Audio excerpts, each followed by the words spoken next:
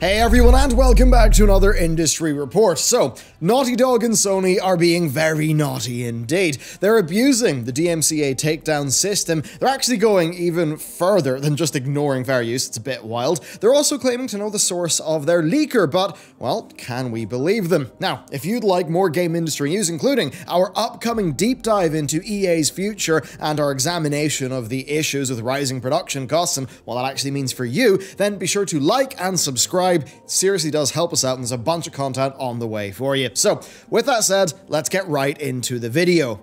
Okay, so after the pretty explosive leaks, a number of YouTubers were hit with copyright strikes over their coverage. Now, if they shared any content from the unreleased game, like images, videos, then yes, that actually would be copyright infringement.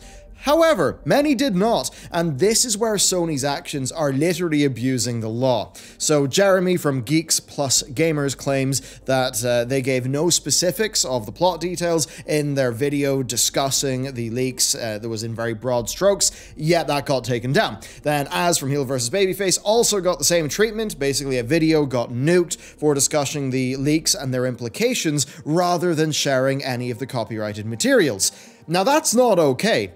Copyright covers the execution of ideas and created works, not the actual ideas themselves. So if somebody wants to talk about, say, the direction that a game is being taken in, that's entirely legal to do. Fair use doctrine actually shouldn't even need to be invoked in this case. There is no way, basically, to unfairly use ideas.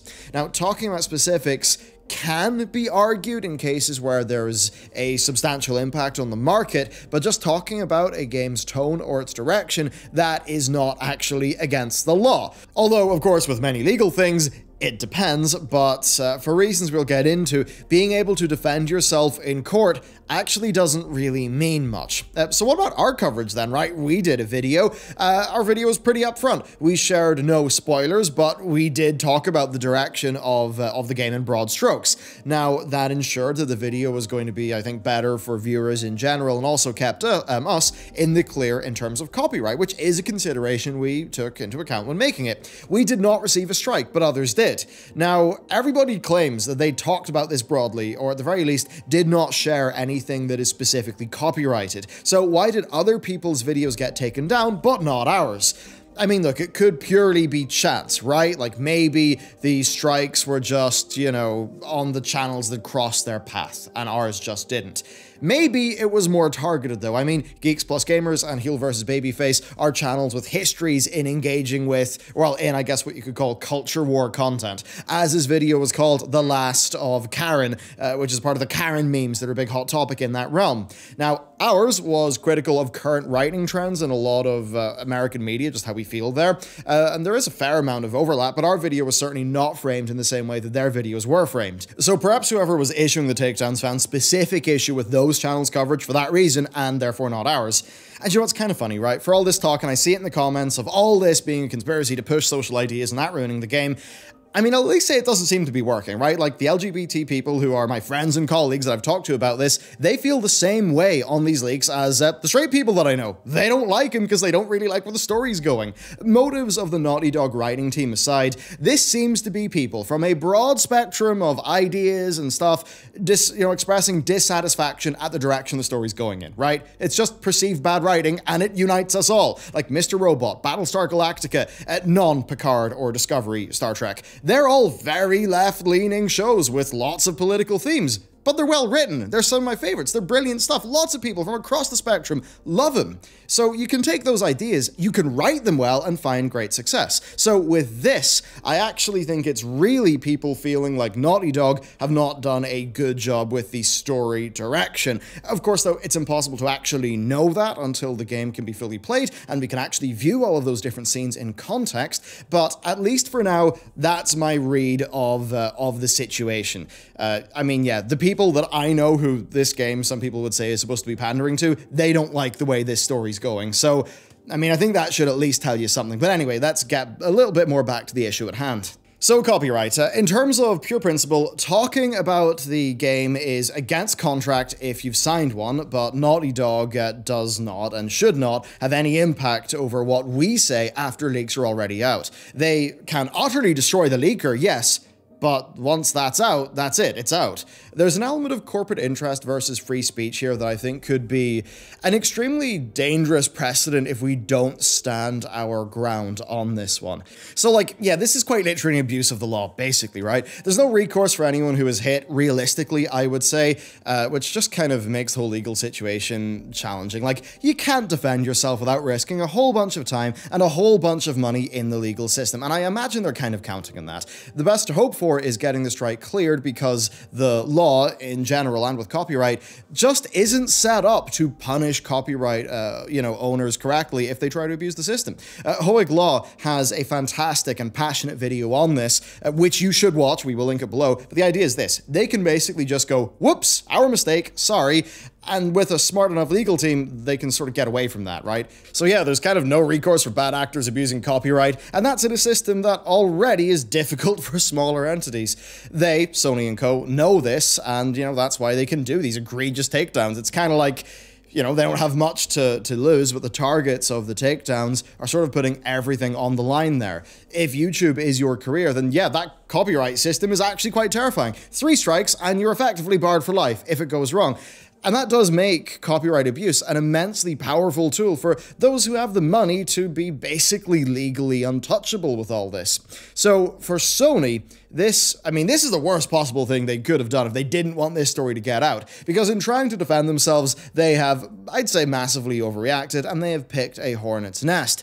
People are furious at this obvious abuse of copyright, and I think rightly so. They're acting purely in bad faith with it, right? If they were nuking every screenshot or video in sight that had their content, but they left analysis and coverage of the story up, then that would be more understandable, but that doesn't seem to be what they've done. This just reeks of Sony seeing that the reception to the leaks is negative and attacking people, and I can't imagine that this would be the same scenario if those plot leaks were actually received positively and people were calling for, others to go and rush out and support the game. Obviously, that's not what happened. The sentiment across the internet is that people are canceling their pre-orders, and, that's everywhere across the spectrum. Again, I know this sort of, political, is this all because of political ideology stuff has appeared a lot. I would say no. This is mostly just people care about characters and they don't think these characters are being treated well. I mean, if you go into r/games, which is way more of a left-leaning subreddit, it's not like you had everybody there praising Druckmann. No, you had quite the opposite. You had people calling for, refunds and saying, oh, save me $60. So I really don't think that it's a massive political thing here. I mean, maybe Druckmann could have got a bit confused with himself in the writing, and that's how it went that way, but certainly it seems like with this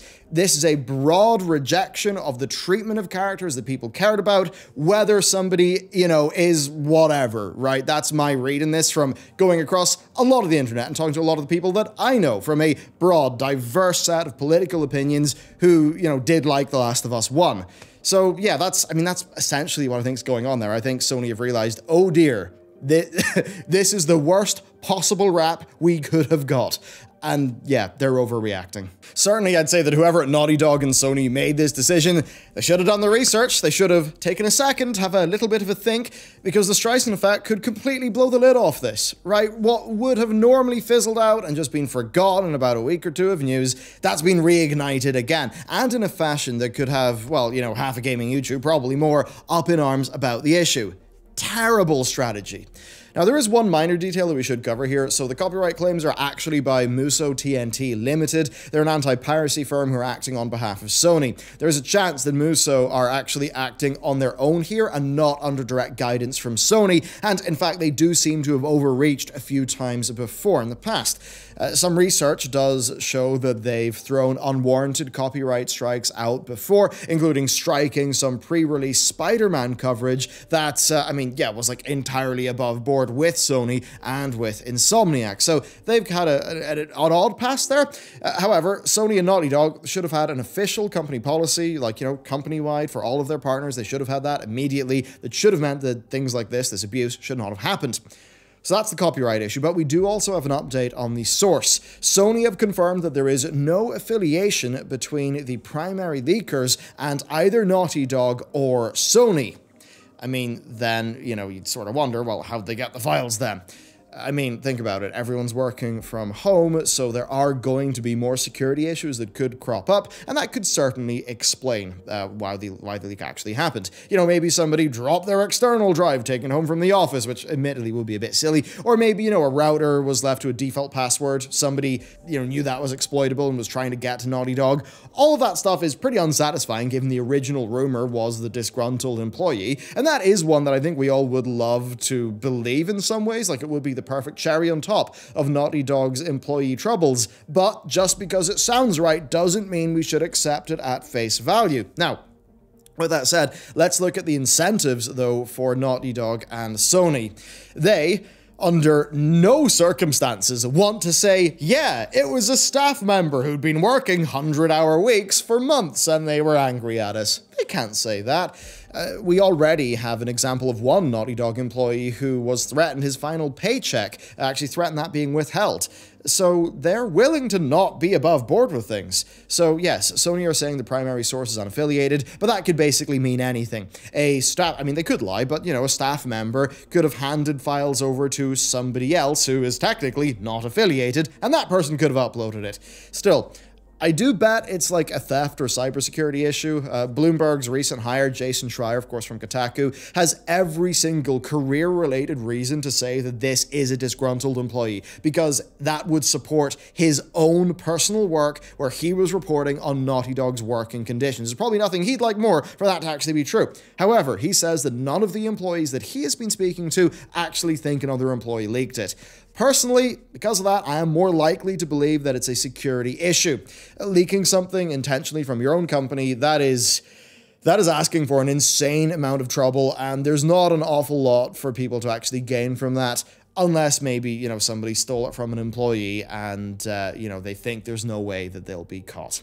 At any rate, I absolutely would not like to be the people involved in this leak, because for them, the full weight of corporate law is going to crush them into a pulp. And in some ways, like, rightly so, right? As much as there's all the stuff we say about where this story's going, the leak and all of that, yeah, like, there is right and wrong, and if you're leaking stuff that's like from a company, yeah, that's obviously not something you should be doing by the law. And I think when you leak like that, I mean, yeah, you can't cry when then the law comes down on you. However, spectators, analysis people, pundits, they're also in the firing line here, and I think that's a load of BS. You know, it's not like those people are, you know, being lawsuited, but they are using insidious fear tactics, right? With basically just taking shots in the dark with the copyright system, seemingly in the hope of what, creating a chilling effect, silencing people. That's obviously not worked. I mean, I'm pretty sure the people who were targeted by those copyright strikes, I think they're going to have fresh videos up on their channels, probably now, talking about their situation, and I'm pretty sure those, you know, would go a little bit viral, given this story. So, yeah, I mean, tactically, strategically, just at all levels of thought, I think the sensible corporate decision is just one that makes absolutely no sense in reality, and that's what we're seeing actually play out here. So, there you go, that's our update to the Naughty Dog situation. Basically, a massive, massive mess. I'm not really too sure how much we're going to really see, though, until this game actually comes out on the 19th of June. Neil Druckmann actually did say that once the game's out, there's more he can talk about there. So, you know, maybe the game will come out, maybe some of the narrative choices they made will make a bit more sense in context, or maybe, you know, there are things he wants to say about this story that he can only really do after it's came out. I mean, certainly I'm interested to hear what he's got to say, given his role in what has now become a massive story. So, yeah, we'll look forward to that one. And, yeah, just with that, let me know what you think about all these issues down below. Hit that sub button for future content. You can check out the Patreon if you want to support us a bit more, and also get some physical loot and, of course, the daily briefing. So, cheers, let me know down below what you think, and I'll see you next time.